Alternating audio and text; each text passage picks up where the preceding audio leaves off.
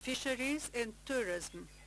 And we need to invest in these three key areas, which will allow us to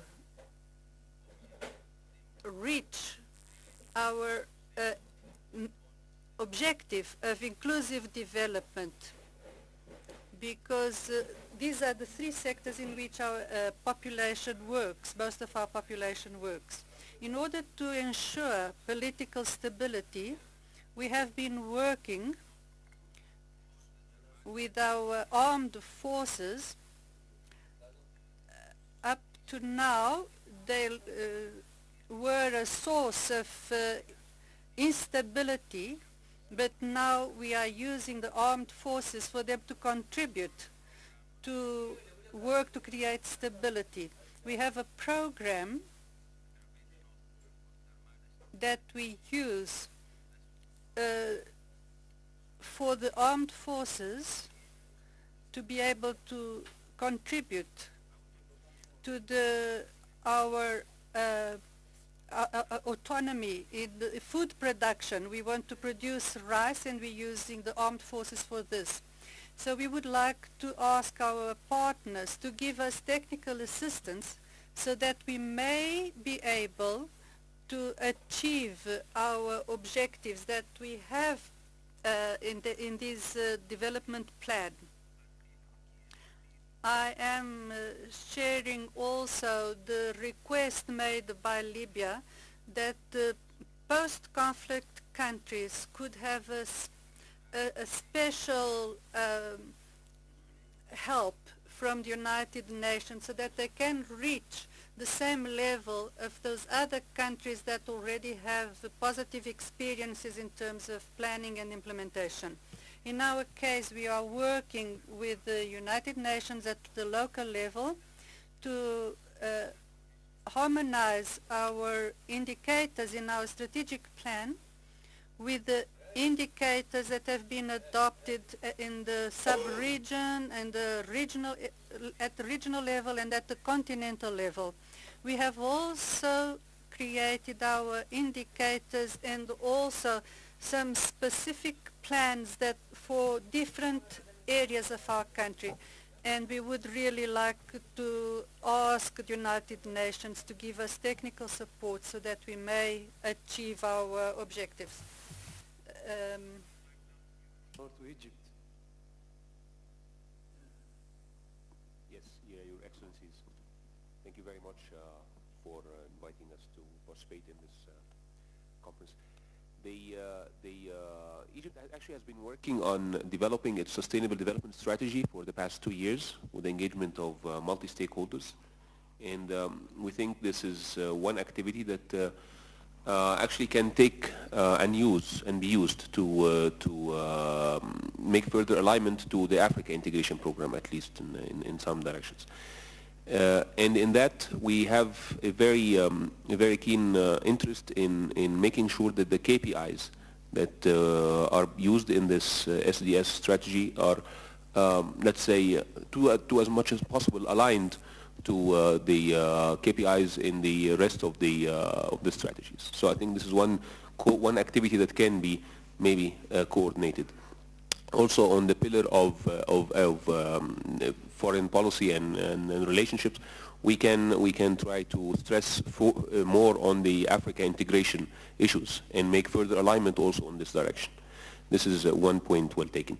The other point is innovation, technology. I mean, we need to keep the Africa vision alive, not only in documents and websites, but in front of every decision maker who is in the room. So technology actually provides us new solutions now.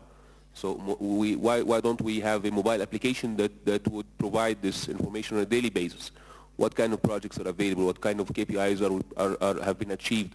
How far are we moving in order to establish common purpose? I think visibility is a good basis for potential integration on the strategic setting. Thank you very much. Thank you, Egypt. I would like now to give the floor to Sudan. شكرا للمنصة. بخصوص أجندة 2063 وأهداف التنمية المستدامة. دي مسميات أو دي أهداف فعلا زاهية، أهداف الواحد بيعتقد إنه فعلا هتصل، يعني أو من الأهداف اللي بيعتقدوا القادة الأفارقة على أساس إنه هيوصلنا لتنمية مستدامة. لكن الموضوع لما نيجي ينزل في درجة الحكومات تطبيقه صعب للغاية، لأنها تتحول إلى مشروعات، وتتحول إلى أهداف، وبتتحول إلى أشرطة، وبتتحول إلى أنشطة، ولها ميزانيات، ولها برنامج تنفيذي، ولها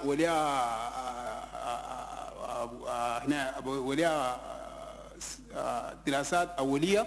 والقصة تطبيقه ما سهل للدرجة، لأنه implementation is not easy at all as requiring financial and support, financial and technical support. And in Sudan we had a lot of problems with this because all the ministers and vice ministers and directors at the strategic level have high training, but to what extent really the African Union and the AUC was able to put and take measures to support all African countries. And thank you. Thank you, Sudan. J'aimerais maintenant donner la parole. Thank you. I give the floor to Mali now. Thank you very much, Chairman. The delegation of Mali would like to congratulate the members on the podium, and also thank you, Executive Secretary, for holding this ministerial conference. I would like to say that Mali has officially launched the SDGs on the 5th of February 2016. And this launch was the opportunity for the government of Mali, with technical and financial partners and all other stakeholders in the private sector and all other administrations. It was the opportunity for them to take stock of the importance of the Sustainable Development Goals and of the need to take ownership of them within the national plan. Mali has just exited a very deep crisis in the years 2012 and 2013, with repercussions going on in 2014. We are progressively exiting our crisis, and we are taking advantage of the situation to draft a new reference framework for economic recovery and sustainable development, which will be the reference point within which both the 2063 agenda and the SDGs will be integrated. I would also like to take this opportunity to say that Mali has just organized in March a national seminar for information and awareness raising and ownership with relation to the 2063 agenda. I think it's very important for countries to carry out similar advocacy efforts and awareness raising within different countries. When it comes to the topic for this conference, which is towards an integration approach for the 2063 agenda and the 2030 agenda, we have understood the need for this harmonized approach, but we need to agree on how to do this to avoid countries going about it in different ways. To avoid that, we need to have a normalized approach, which will be based on major principles and methods and rules of the harmonized integration.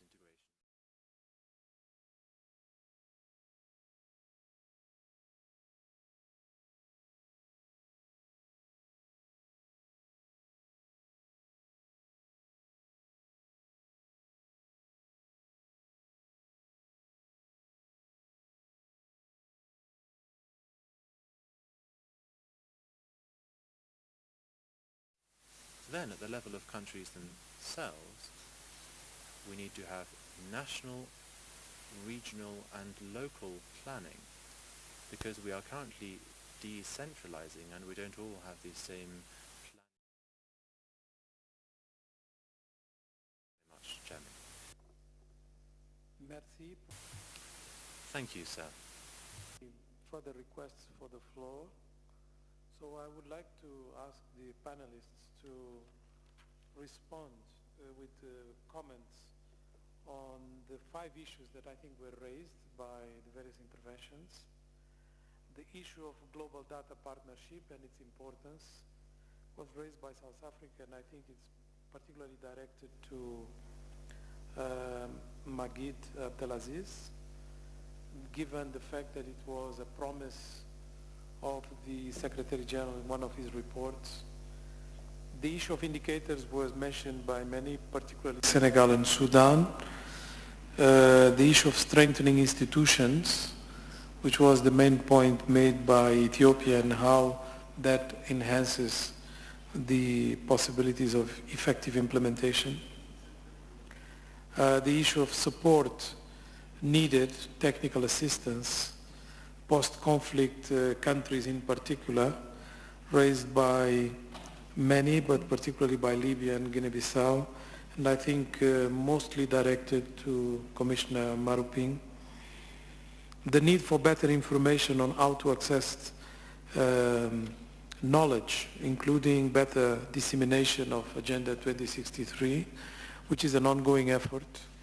And Mali was mentioning that experience, and Sudan also raised it.